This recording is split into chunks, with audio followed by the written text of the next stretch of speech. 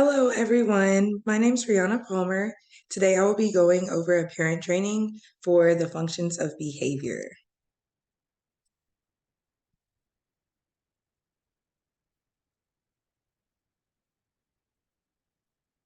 So, what are the four functions of behavior? They're escape, attention, tangibles, and sensory input or output. And I'll go over these more in depth on the next slide.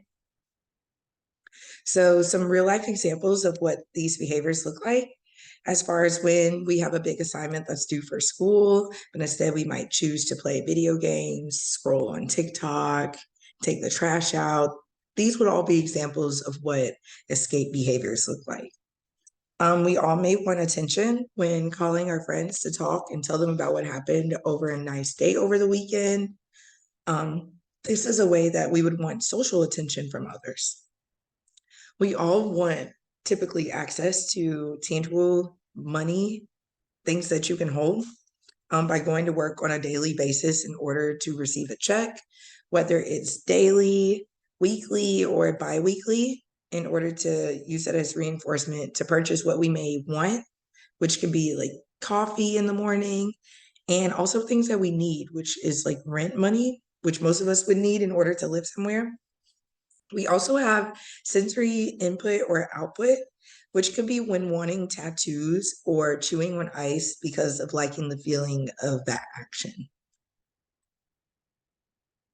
So some more examples. Many students may experience behaviors that are controlled by various stimuli within the environment. This could be when going to the gym during PE in a school environment, and a child may find that the gym is too noisy with all the balls bouncing and kids shouting at each other, and they may engage in escape behaviors by running out the door in order to escape that loud environment.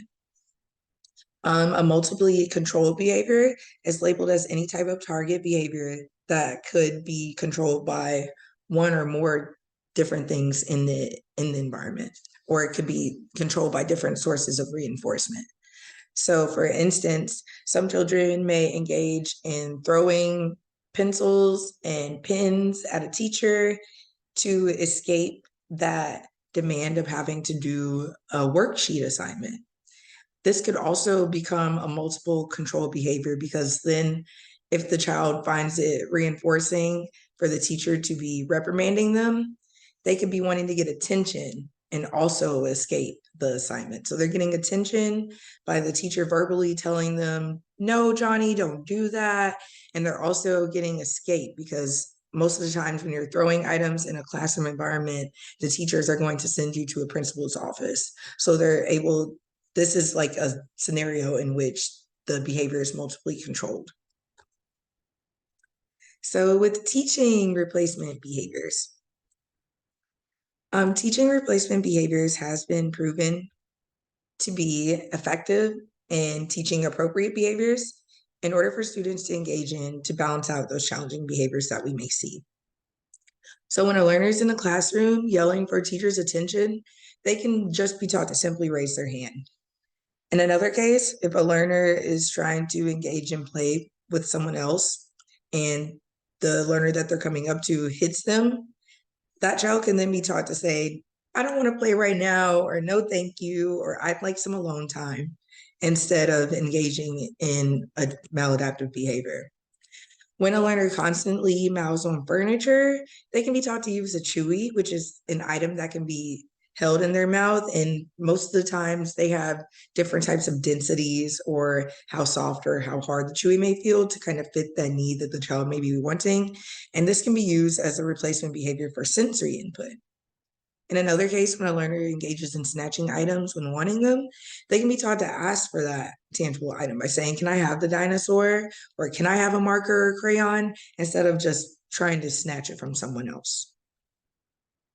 So moving forward with teaching replacement behaviors, these functions of behaviors can also change over time and with age. So it's pretty important to be mindful of what alternative behaviors are taught, given the situation, the time, and the environment in which all of these situations are taking place. So why teaching replacement behaviors is important? Problem behaviors can become a risk due to potential harm that can be caused to others and the student themselves. Caregivers should be properly trained in a variety of different interventions, ranging from finding reinforcers, like what preferences the child may have, as well as noticing precursor behaviors for when a situation may become dangerous and how to navigate through those behaviors as they escalate and finding ways to de-escalate them. Function-based behaviors can also be used to increase appropriate behavior that's equivalent to that problem behavior. So that's teaching them an alternative behavior to engage in. And function-based interventions may also be used in collaboration with crisis interventions if it's necessary to provide a treatment package that is ethical and provides client dignity. And this is all from Stevenson et al., 2019. So what is extinction? Some extinction basically includes no longer reinforcing a behavior that was previously reinforced. So if a child is yelling because they want something, we're no longer going to pay attention to that yelling. We're only going to give it to them when they're asking in a normal conversational tone. So some extinction procedures could include not providing access to a break if the function is escape. In other scenarios, like I was saying before, extinction can be used for yelling behaviors when a student is wanting attention from adults. So we're just not giving it any attention at all, or we'll redirect them to a more appropriate behavior or reinforcing activity, because we also don't want the child to feel like they're being ignored. We want them to feel as though they can still come to us if they need something. We're just teaching them how to do it in a more appropriate and functional way. So moving on. Extinction, continued. Problem behaviors may also be decreased with functional communication training, or we'll see more of an increase in those positive behaviors with using extinction together. It also varies depending on the conditions and the context of what is going on. So what is punishment? This is more so talking about an occurrence in which a behavior is decreased, which we don't want to see a decrease in behaviors. We just want to see an increase in more positive behaviors. So caregivers and providers should be informed of various restraints and restrictive measures, as these methods could be a punishment procedure, which would be a technique to use when all reinforcement has been exhausted. But we never want to go to the most intrusive form. We always want to use a less intrusive way to de-escalate things. Punishment could also be when taking away things from a child. So we never want to take things from them. We always want to add something more so to the environment to kind of increase those positive behaviors. We don't want to tell them, oh, Johnny, you're yelling too much, so I'm going to take a token away.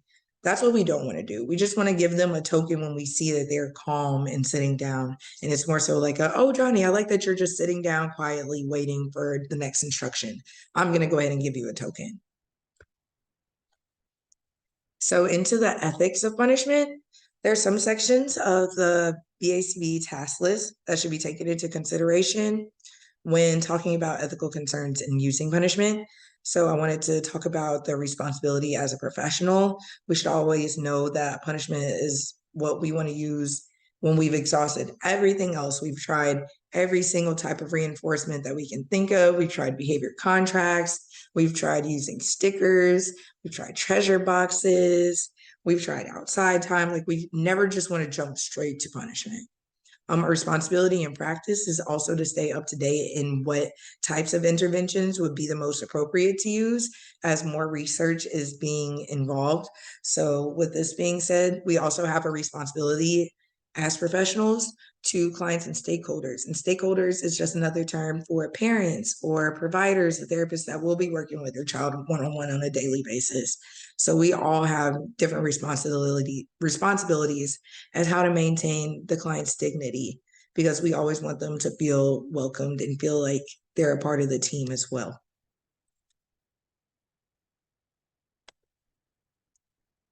And these are all of the references that I used. I hope you guys enjoyed it.